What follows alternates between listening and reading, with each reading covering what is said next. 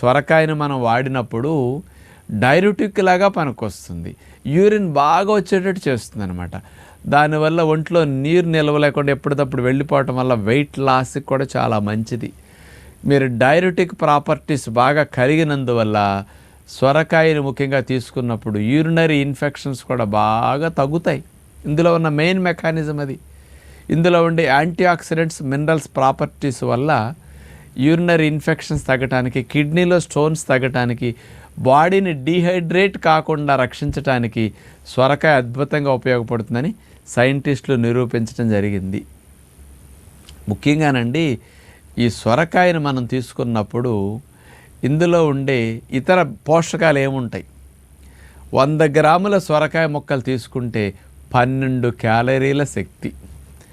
అంటే 1/2 కేజీ సొరకాయ ముక్కలు కనుక మీరు ఉడకేసుకుని ఒట్టిగట్ట తినేసారు